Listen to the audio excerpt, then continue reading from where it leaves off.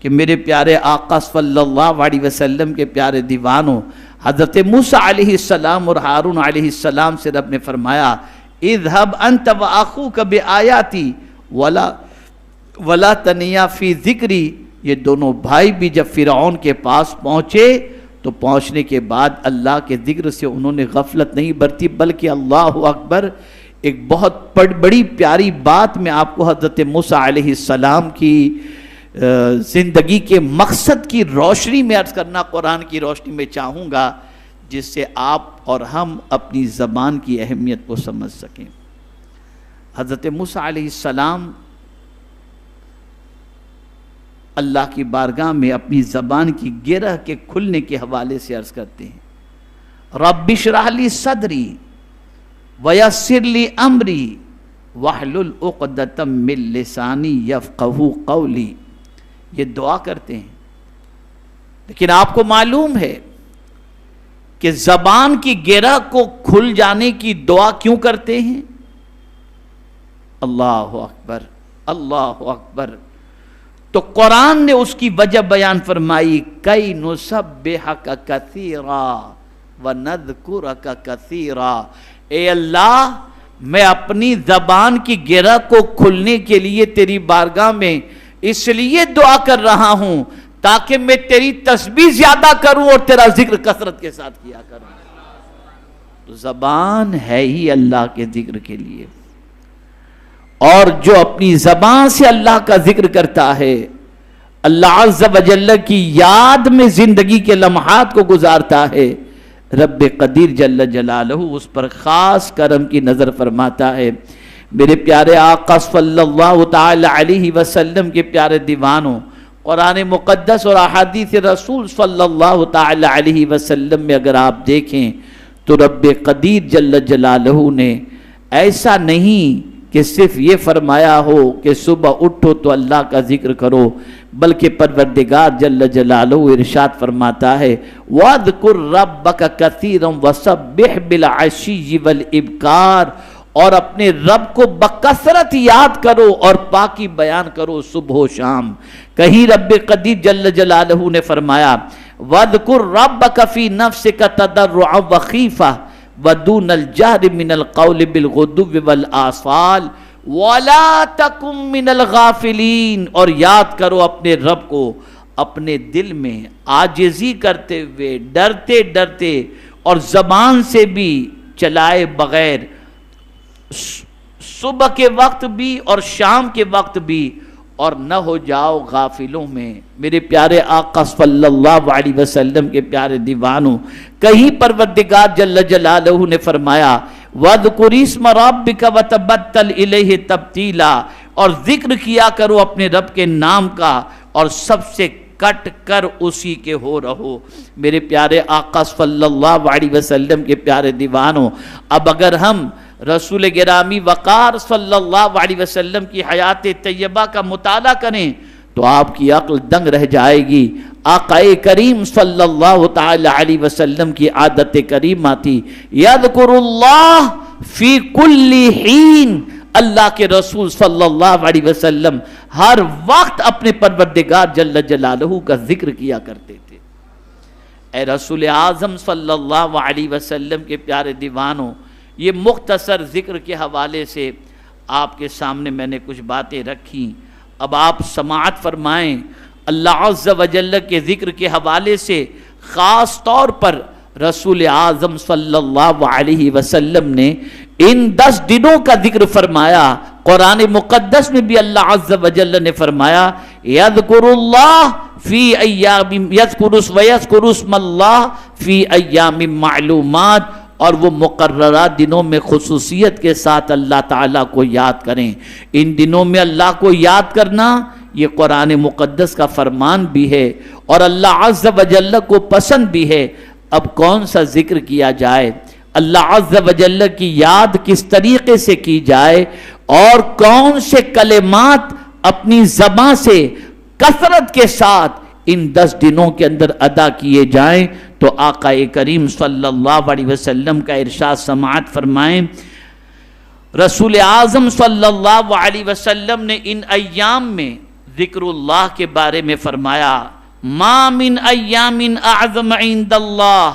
ولا احب الیہ من عمل فیہن من هذه الايام العشر فاکثروا فیہن من التہلیل والتکبیر والتحمید۔ آقا کریم صلی اللہ علیہ وسلم ارشاد فرماتے، اور یہ حدیث مبارکہ بخاری شریف کی ہے، یہ بخاری شریف کی حدیث ہے۔ آقا کریم صلی اللہ علیہ وسلم فرماتے ہیں ذی الحجہ کے ابتدائی 10 دنوں کی قدر و منزلت سے بڑا کوئی اور دن نہیں ہو سکتا،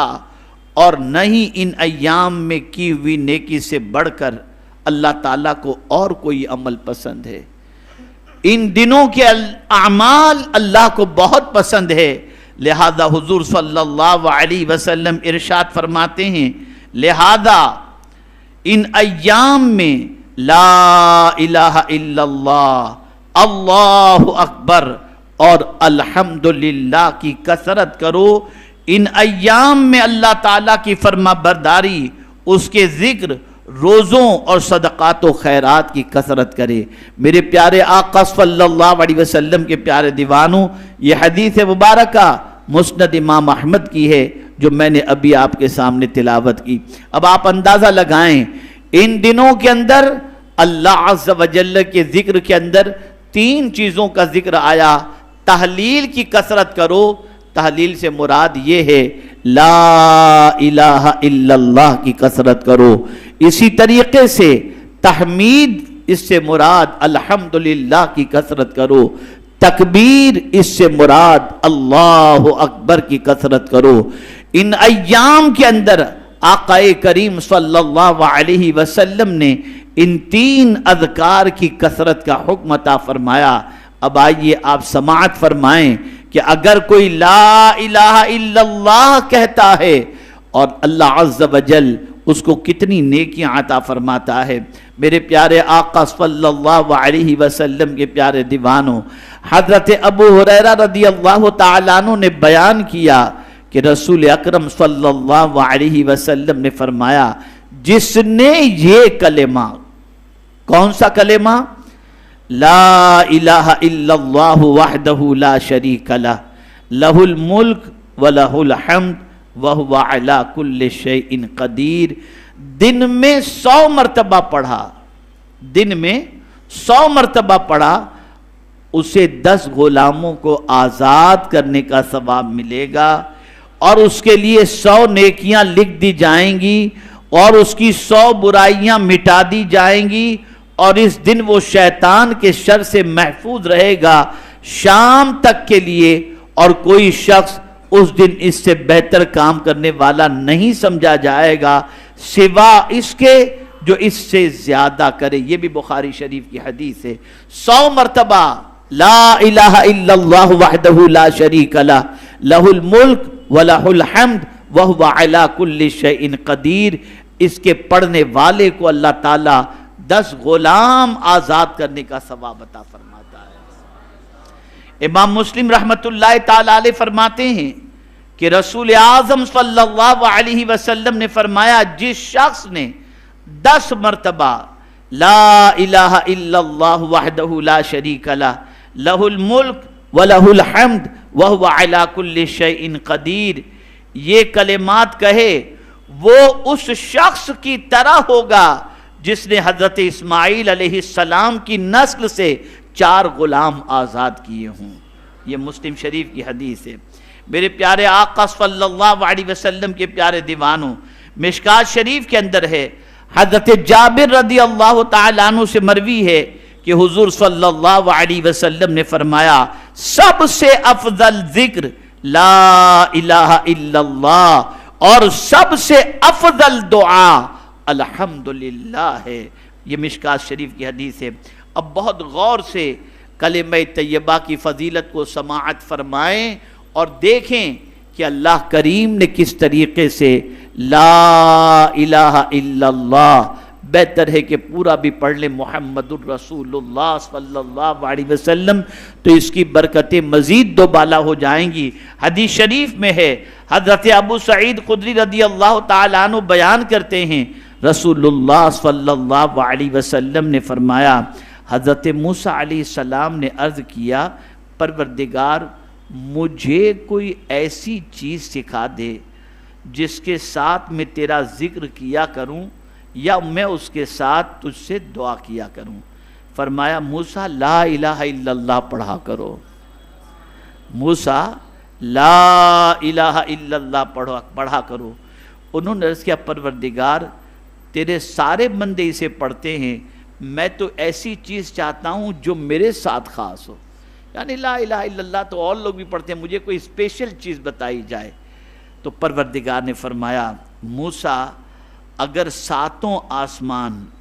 اور میرے سوا جہاں میں بسنے والے اور ساتوں زمینیں ایک پلڑے میں رکھ دی جائیں اور لا الہ الا اللہ دوسرے پلڑے میں رکھ دیا جائے تو لا الہ الا اللہ پھر بھی بھاری ہوگا۔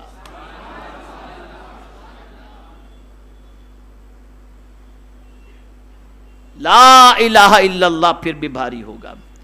اسی طریقے سے حضرت ابو ہریرہ رضی اللہ تعالیٰ عنہ بیان کرتے ہیں کہ تاجدار کائنات صلی اللہ علیہ وسلم نے فرمایا، اور یہ بہت اہم چیز عرض کر رہا ہوں، اسے غور سے سنیے گا اور دل و دماغ میں بٹھانے کی کوشش کیجئے گا۔ حضرت ابو ہریرہ رضی اللہ تعالیٰ عنہ بیان کرتے ہیں رسول اکرم صلی اللہ علیہ وسلم نے فرمایا، جب کوئی بندہ کبیرہ گناہوں سے بچتے ہوئے اخلاص کے ساتھ لا الہ الا اللہ کہتا ہے تو اس کے لیے آسمان کے دروازے کھول دیے جاتے ہیں، حتیٰ کہ وہ عرش تک پہنچ جاتا ہے، پڑھ رہا ہے زمین پر لا الہ الا اللہ لیکن اخلاص کے ساتھ اور گناہ کبیرہ سے بچتے ہوئے پڑھ رہا ہے تو اس کو اللہ عز و جل اس کو عرش تک پہنچا دیتا ہے۔ یہاں سے یہ بات سمجھ میں آئی کہ اللہ کی ولیوں کی نگاہوں کے اندر جو عرش ہوا کرتا ہے اس کی وجہ سب سے بڑی یہ ہے کہ وہ گناہ کبیرہ سے بچتے بھی ہیں اور اخلاص کے ساتھ اپنے پروردگار کا ذکر بھی کیا کرتے ہیں۔